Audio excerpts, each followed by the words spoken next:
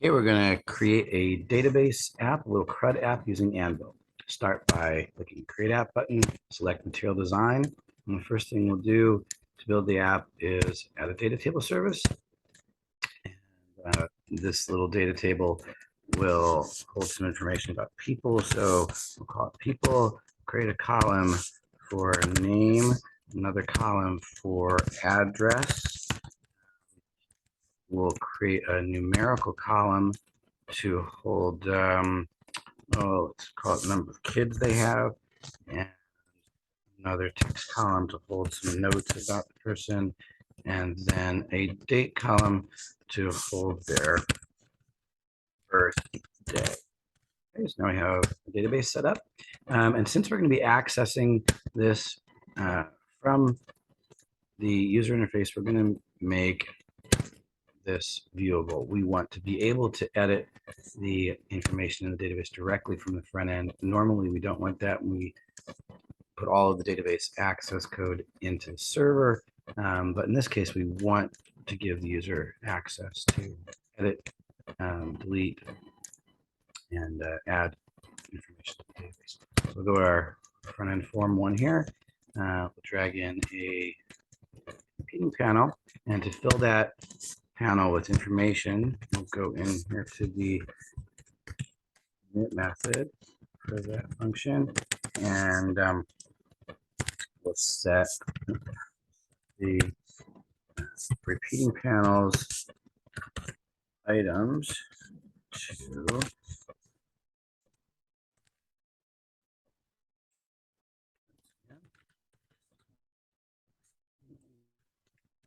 items to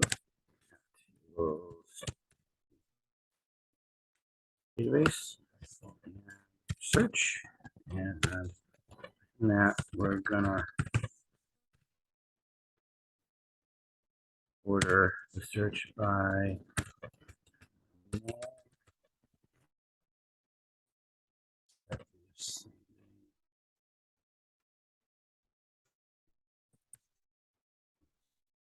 readable by lines.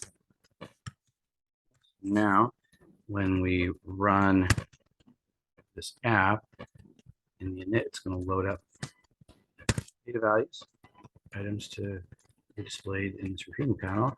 And so now we need to go into the template and widgets in to display. We had a name that'll display nicely in the text box, and we had an address. We use a text area for that. Had an age. Use a text box for that, but we'll make it a little bit smaller. Actually, nice and small, and we'll set that to be a number. Let's continue to add. We've got a notes column, so maybe best with another text area, and then we've got a date. So date picker. Okay, so make this bigger so you can see the notes a little better. Okay, and now we need to bind these to database. Since we've already initialized this by loading a database search, and we'll notice that we can use columns, columns from a database. So bind each column to a particular database. So this item, so the address here, we've got that already set to a number. Let's bind that to the number of kids. And then text area, bind that to the notes. And then for birthday, do there. You run this, and now we should get a data panel. Let's call this people. App people. We should get a nice little. Okay, so we're getting a display, but there's no information in the database. So let's add a widget to start adding new entries to the database. And we'll use a button, a new. We'll go to and make it take up the full with. And we click on this button, this event function. What we're going to do is add to this people database a row. And in order for it to show, to display, so that one line will add a new row to the database, but the display won't be updated. So to do that, the easiest way we can do it is open the form again.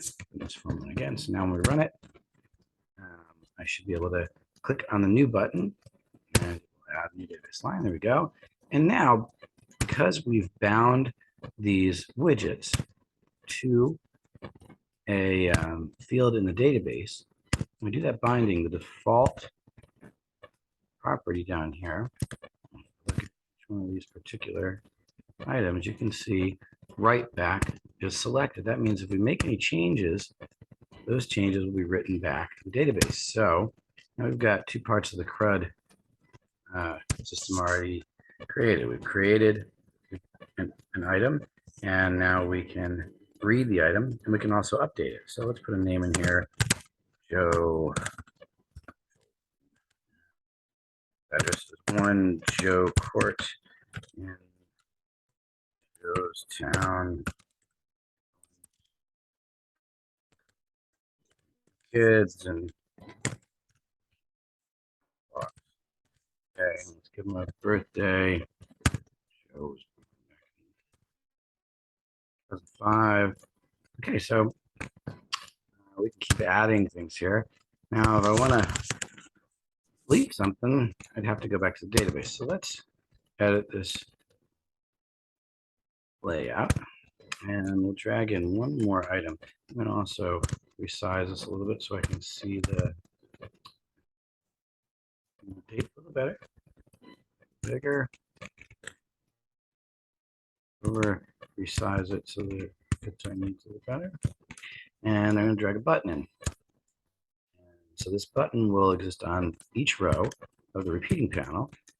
And I'm going to make that just text, give it a nice little icon.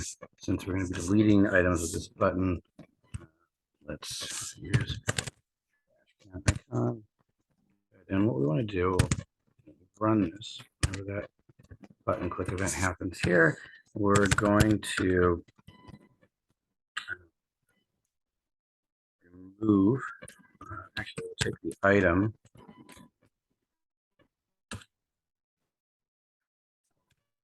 delete the item from the database, and we also need to refresh play, so we'll remove that row from the parent.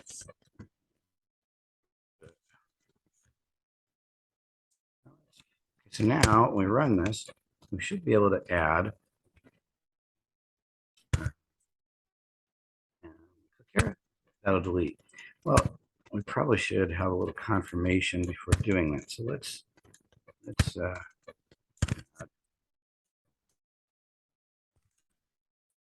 confirm by the user, ask them if they want to delete that.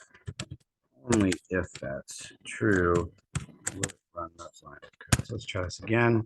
Make sure we can't accidentally delete things we don't delete. Don't want to delete.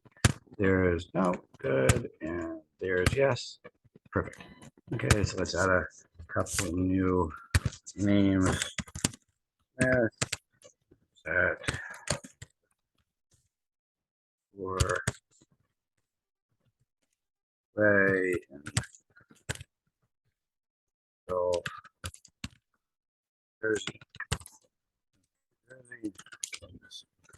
Good, and you got child and likes a extremely old. Two. Cool. And so you can see when we refresh this, every time we add a new item, make changes, it puts in alphabetical order. Okay, so that's a full CRUD system. In the next video, I'll show you how to use the data grids. This is a great layout system.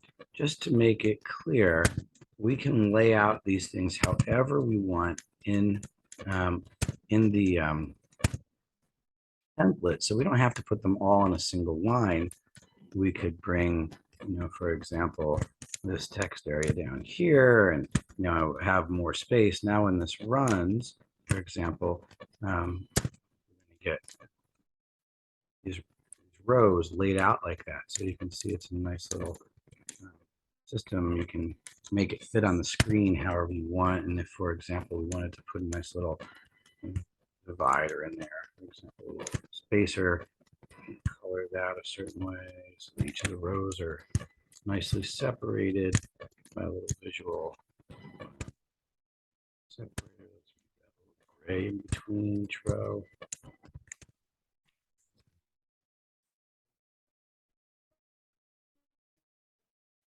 Gray separated there in between each entry. I think I'll go ahead and pull this back the way it was. Oh, that's sweet. Have everything online. I'm going to save this version, call it done, and we will publish it. Yep. Let's call this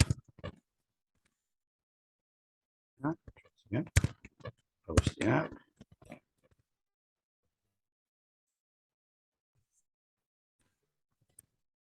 Now you can go, and everyone looking at this video can actually go and run this app. You can add information.